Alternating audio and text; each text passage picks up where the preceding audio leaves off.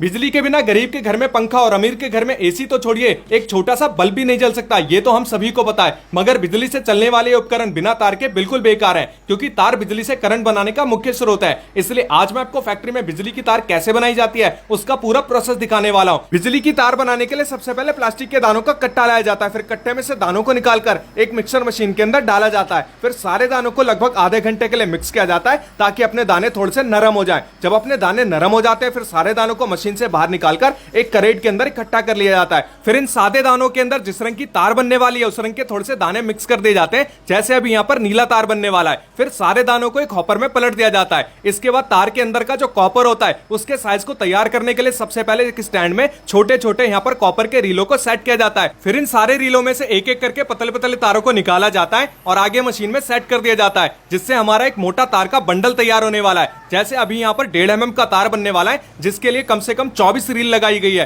तो ये देख सकते हैं मशीन में इस तरीके से सारी पतली पतली जो रीलें होती हैं वो आगे बढ़ती रहती हैं, जिससे हमारा एक मोटा पूरा बंडल बनके तैयार हो जाता है। जब अपना बंडल बनके तैयार हो जाता है, इसे मशीन से बाहर निकाला जाता है। फिर इस बंडल को उठा के एक दूसरे वाले स्टैंड में सेट किया जाता है। इसके बाद यहां से तार बनाने का जो मेन प्रोसेस है वो भी स्टार्ट हो जाता है, जिसके लिए भैया ने तार के बंडल में से तार को निकाला है और इसको तार बनाने वाली मशीन के डाई में सेट कर दिया है। जिस भी साइज की तार बनने वाली होती है उसी साइज का यहां पर डाई भी सेट किया जाता है और इसको हॉपर वाली मशीन के साथ जोड़ दिया गया है। फिर इसके नीचे हीट लगा दिया जाता है। अब इस कॉपर के तार को एक पुराने वाले तार के साथ जोड़ा जाएगा, बांधा जाएगा, ताकि इस कॉपर के तार को आगे खींचने में मदद मिले। फिर डाई को अच्छी तरीके से हॉपर वाली मशीन के साथ जोड़ दिया जाता है। मशीन का सारा सेटअप होने के बाद कॉपर के ऊपर जो प्लास्टिक होता है उसको चढ़ाने के लिए सबसे पहले मशीन में से प्लास्टिक का एक वेस्ट निकलता है, जिसको तोड़ के अलग कर दिया जाता है। फिर प्लास्टिक का जो सही शेप होता है वो कॉपर के ऊपर इस तरीके से चढ़ने लगता है और पीछे से भी मशीन को चालू कर दिया जाता है, जहां से अपनी कॉपर की जो तार होती है वो इस तरीके से मशीन में आगे बढ़ती रहती है और प्लास्टिक के साथ मिक्स होकर तार का शेप लेती रहती है। अभी आपको लग रहा होगा कि तार के ऊपर जो ये नीली प्लास्टिक है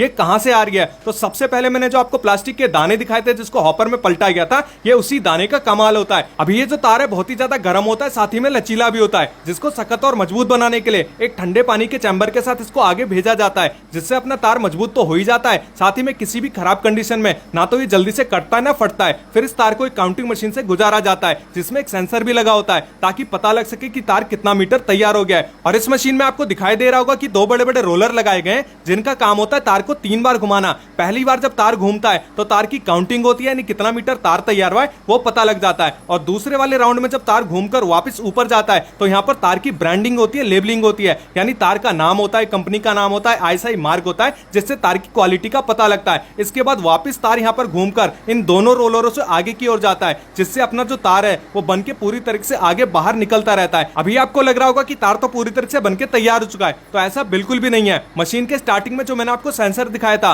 वो सेंसर मशीन में तय करता है कि कितने मीटर का यहाँ पर तार बन चुका है। उसके बाद मशीन में एक बजर बजता है, जिससे भैया को पता लग जाता है। फिर भैया आते हैं, फिर तार को काटकर अलग कर देते हैं। फिर जितना भी अपना तार तैयार होता है, इसका बंडल तैयार करने के लिए भैया इसको बंडल वाले डिपार्टमेंट में भेज देते हैं, जहां से इसका बंडल तैयार होने वाला है। और जितना भी मैंने आपको प्रोसेस दिखाया था ये प्रोसेस सबसे ज्यादा आसान होता है, यानी इसमें कुछ नहीं करना, सिर्फ तार का बंडल तैयार करना है। मशीन के अंदर इसको लगा दो और तार अपने आप बंडल बनके तैयार हो जाता है। 90 मीटर का यहाँ पर एक बंडल तैयार किया जाता है और जब बंडल तैयार हो जाता है इसके ऊपर लेबलिंग की जाती है, ब्रांडिंग की जाती है और 4 हिस्सों में इसको बांध दिया जाता है। इसके बाद मशीन से इसको बाहर निकाला जाता है। अब इसको पैकिंग वाले डिपार्टमेंट में आगे भेजा जाएगा। तो आज मैंने आपको दिखाई कि आपके घर में इस्तेमाल होने वाली बिजली की तार फैक्ट्री के अंदर कैसे तैयार की जाती है। तो अगर आपको वीडियो पसंद आई है तो वीडियो को लाइक करिए, कमेंट करिए और अपने दोस्तों के साथ जरूर से शेयर करिए। और ऐसी और वीडियो देखने के लिए हमारे चैनल को भी फॉलो कीजिए। Thank you.